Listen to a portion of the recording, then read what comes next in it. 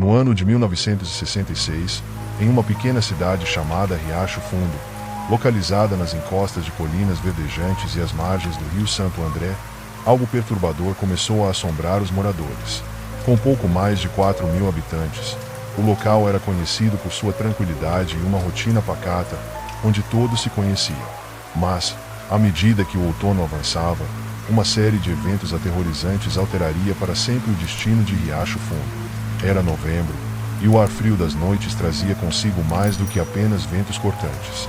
Histórias começaram a circular sobre uma criatura avistada nos arredores da cidade, especialmente perto de uma antiga área industrial desativada, conhecida como Estação V13.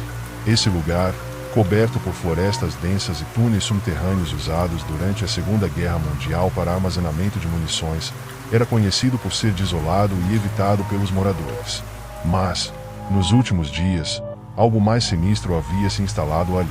A primeira ocorrência oficial foi registrada na noite de 12 de novembro, quando 5 coveiros trabalhavam em um cemitério nos arredores de Vila Clementina, uma vila próxima a Riacho Fundo.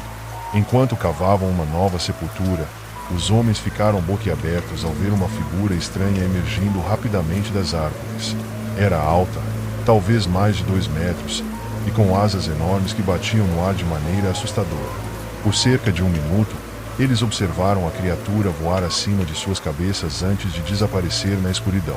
Essa visão deixaria os coveiros marcados para sempre, e a história se espalhou como fogo em mato seco pela região. Ninguém sabia exatamente o que era, mas todos temiam. 2 dias depois, em 14 de novembro, algo ainda mais perturbador aconteceu. Mário Dantas, um fazendeiro local, assistia televisão em sua sala de estar quando, subitamente, a imagem na tela começou a tremer. A televisão, até então funcionando perfeitamente, começou a emitir estática. Intrigado, Mário olhou pela janela para a floresta atrás de sua casa e viu 2 grandes pontos vermelhos brilhando na escuridão. Ele achou que poderia ser o reflexo de algum animal, mas, ao sair com uma lanterna para investigar, descobriu que os olhos vermelhos pertenciam a algo muito maior. Pousada em um galho de árvore a cerca de 100 metros de sua casa, estava uma figura alada, com cerca de 2 metros de altura, cujos olhos rubros brilhavam com intensidade própria. Antes que Mário pudesse reagir, a criatura soltou um grito agudo, quase humano, e alçou o voo, desaparecendo entre as árvores. Desesperado, seu cachorro, Bruto, correu atrás da criatura, latindo freneticamente. Mário seguiu até a floresta, mas, à medida que os latidos se afastavam, ele percebeu que Bruto não voltaria mais. O cachorro nunca foi encontrado. Naquela noite, Mário retornou à sua casa abalado, certo de que havia testemunhado algo além do natural. A cidade de Riacho Fundo estava agitada, e o medo se espalhou como uma praga silenciosa. Na noite seguinte, em 15 de novembro, 2 jovens casais, Marcos e Camila Nogueira e Felipe e Luana Oliveira, procuraram desesperadamente o xerife local após uma experiência aterradora. Eles haviam passado a noite em uma área isolada nas proximidades da estação V13. Enquanto voltavam para casa, algo chamou sua atenção. A poucos metros da estrada, eles avistaram uma figura alta, de pele cinzenta, semelhante a um homem, mas muito maior, com cerca de 2,5 metros de altura. Ao seu lado, jazia o corpo de um cachorro morto, e a criatura tinha 2 grandes asas dobradas atrás de suas costas. Seus olhos, vermelhos como o fogo, fitavam o carro enquanto eles passavam lentamente. Aquilo não era humano, disse Marcos, ao dar seu depoimento à polícia. Seus olhos, nunca vi nada parecido. Quando eles aceleraram o carro, a criatura levantou o voo e começou a segui-los. Marcos pressionou o acelerador até o carro atingir quase 160 km por hora, mas a criatura manteve a velocidade, voando logo acima deles. O grito agudo que ela soltou fez com que Camila tapasse os ouvidos, desesperada, e o pânico tomou conta de todos no veículo. Conforme se aproximaram do centro da cidade, a criatura subitamente desistiu da perseguição, voltando para a floresta densa em direção à estação V13. Na tarde seguinte, em 16 de novembro, uma coletiva de imprensa foi realizada no Salão Municipal. O xerife e as 2 famílias, os Nogueira e os Oliveira, deram seus depoimentos, visivelmente abalados. Um especialista em vida selvagem, Dr. Renato Almeida, foi convocado para acalmar a população, sugerindo que o que eles haviam visto era provavelmente um grô-coroado, uma ave migratória incomum na região. Contudo, a descrição dos olhos e a altura da criatura colocaram essa hipótese em dúvida. A imprensa local publicou as histórias, e logo o caso se tornou a principal conversa da cidade. O medo se misturava à curiosidade, e o interesse sobre a criatura crescia. Como é típico em situações assim, outros relatos começaram a surgir, muitos dos quais foram descartados como invenções. No entanto, um encontro em particular se destacou naquela mesma noite. Na noite de 16 de novembro, por volta das 20 horas, Sofia Magalhães, sua filha Marta e o bebê Lucas estavam a caminho de visitar a família Albuquerque, que vivia nos arredores de Riacho Fundo. Ao chegarem à propriedade, a tranquilidade do local foi interrompida por algo assustador. Enquanto saíam do carro, algo enorme começou a se erguer do chão, a poucos metros de onde estacionaram. Era a mesma criatura descrita pelos outros moradores, alta, com asas dobradas e olhos vermelhos que brilhavam como brasas. Assustada, Sofia soltou o bebê, que caiu no chão, enquanto a criatura se aproximava lentamente. Desesperada, ela pegou o bebê de volta nos braços e correu em direção à casa dos Albuquerque, onde foi recebida pela filha mais velha da família, que imediatamente trancou as portas. A criatura não desistiu. Ela circundou a casa por vários minutos, olhando para dentro através das janelas, deixando todos dentro em pânico. Quando a polícia chegou, mais de meia hora depois, a criatura havia desaparecido sem deixar vestígios. Esse encontro deixou Sofia traumatizada. Nos dias seguintes, ela afirmou ter visto a criatura em várias outras ocasiões, sempre por perto de sua casa, localizada nas proximidades da estação V13. Além disso, Sofia relatava ouvir o grito da criatura nas noites mais escuras, um som que lhe causava pesadelos frequentes. Conforme os dias se passavam, a histeria em Riacho Fundo aumentava. A criatura continuava a ser avistada nas proximidades da estação V13, um local já associado a histórias misteriosas e tragédias. Durante a Segunda Guerra Mundial, o lugar havia servido como depósito de munições e explosivos.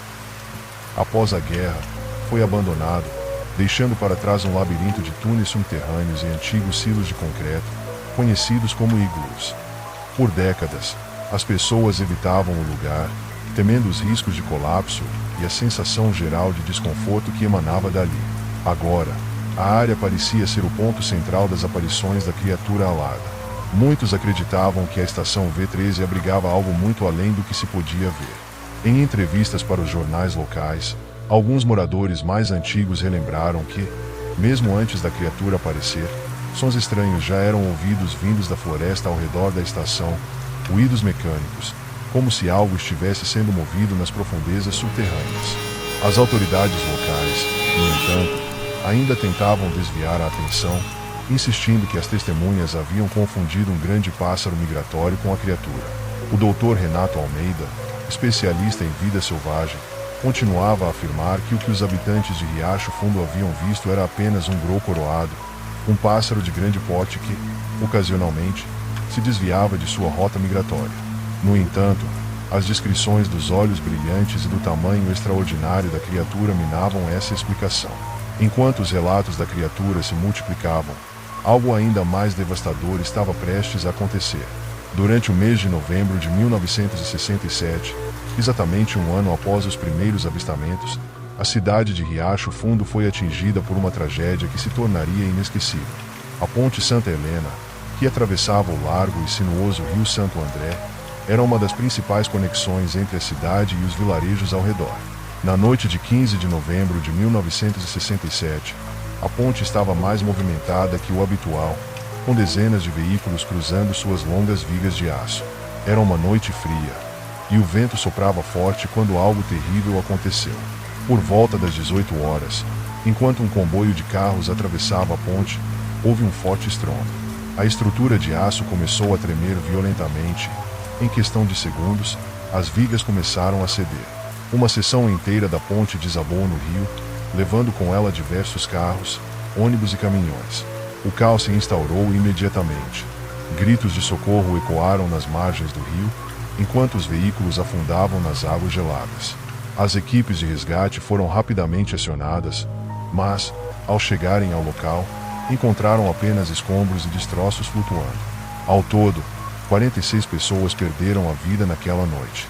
O evento chocou a cidade de Riacho Fundo, mergulhando-a em uma tristeza profunda. Embora a causa oficial do colapso tenha sido atribuída à fadiga estrutural e à falta de manutenção da ponte, muitos habitantes começaram a ligar a tragédia à presença da criatura alada. Nos dias que antecederam o desastre, diversas pessoas relataram ter visto a criatura voando sob a ponte, seus olhos vermelhos brilhando na escuridão. Para muitos, a criatura das sombras havia se tornado um presságio de desastres. Ela não apenas aterrorizava a cidade, mas também parecia estar ligada a eventos trágicos e inexplicáveis. Após o colapso da Ponte Santa Helena, os avistamentos da criatura misteriosa cessaram abruptamente. A cidade ficou em luto e, ao mesmo tempo, mergulhada em especulações. As teorias sobre o que poderia ter causado a tragédia e o que realmente era aquela entidade encheram as páginas dos jornais locais e dominaram as conversas nas esquinas. Entre as teorias mais populares, estava a ideia de que a criatura era uma espécie de mensageiro do destino, um aviso sombrio de que algo terrível estava por vir. Outras pessoas, mais céticas, acreditavam que tudo não passava de um caso de histeria coletiva, alimentada pela imaginação fértil dos moradores de uma cidade pequena. Essas pessoas argumentavam que, após o primeiro avistamento, uma espécie de contágio psicológico se espalhara, levando outros a ver algo que talvez nunca existira de fato. No entanto, para aqueles que haviam encontrado a criatura cara a cara, como Marcos Nogueira, Camila e Sofia Magalhães, não havia dúvidas de que o que haviam visto era real. Uma teoria ainda mais surpreendente começou a ganhar força, especialmente entre aqueles que estudavam fenômenos inexplicáveis.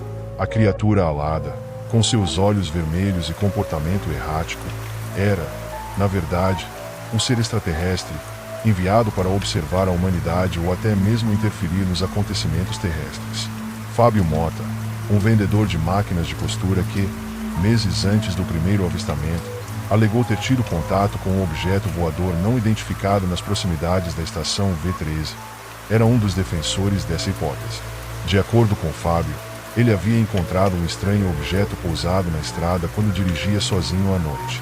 De dentro do objeto, saiu uma figura com um largo sorriso, que se apresentou como Índrico Frio, um nome que Fábio jamais esquecera. A figura bizarra não falava com a boca, mas sim por meio de pensamentos, e perguntou sobre as luzes que brilhavam ao longe, as luzes da cidade de Riacho Fundo. Depois de uma breve conversa, o ser agradeceu e entrou em seu veículo, desaparecendo no céu estrelado. Menos de 2 semanas após esse encontro, os primeiros relatos da criatura começaram a surgir. Para Fábio, a ligação era clara. A criatura alada era, na verdade, uma espécie de emissário extraterrestre, observando a cidade antes de eventos catastróficos. Após a tragédia da ponte e o desaparecimento da criatura, a cidade de Riacho Fundo começou a voltar à sua rotina. Mas o medo e as lembranças dos encontros aterradores nunca foram completamente esquecidos. As conversas sobre a criatura tornaram-se menos frequentes com o passar dos meses, mas o impacto psicológico permaneceu. Sofia Magalhães, uma das principais testemunhas, nunca mais foi a mesma. Sofreu durante anos com pesadelos recorrentes, ouvindo o grito agudo da criatura nas profundezas de seu sono, e muitas vezes acreditava vê-la nas sombras da noite. Ela buscou a ajuda de médicos e psicólogos, mas ninguém conseguiu explicar as visões que a atormentavam. Enquanto isso, a estação V13 tornou-se um local de peregrinação para os curiosos. Aqueles que se interessavam pelo mistério da criatura começaram a visitar a área, em busca de vestígios de sua existência ou de novas aparições. O turismo na cidade aumentou, embora o motivo para isso fosse sombrio. Nos anos seguintes, lendas sobre a criatura continuaram a crescer, especialmente entre os mais jovens. Mesmo com todas as explicações científicas tentando desmentir os avistamentos, o povo de Riacho Fundo sabia que algo diferente havia acontecido ali. A presença da criatura, seja ela um ser sobrenatural, um extraterrestre ou um mito coletivo, havia deixado marcas profundas, tanto na cidade quanto em suas pessoas. Em 2016, quase 50 anos após o primeiro avistamento, uma fotografia intrigante foi capturada por um morador de Riacho Fundo nas proximidades da estação V13. Na imagem, É possível ver uma figura alada pairando sobre uma árvore ao longe. Embora céticos alegassem que se tratava apenas de um pássaro de grande porte, aqueles que se lembravam das histórias antigas afirmavam que a criatura havia retornado. Seria possível que o homem-mariposa tivesse voltado a assombrar Riacho Fundo? Ou seria apenas a imaginação de uma nova geração, reavivando o mistério que tanto fascinara seus antepassados? Ninguém sabia ao certo, mas uma coisa era clara: a criatura continuava a desafiar as explicações racionais, mantendo vivo o mistério que perdurava há quase 5 décadas.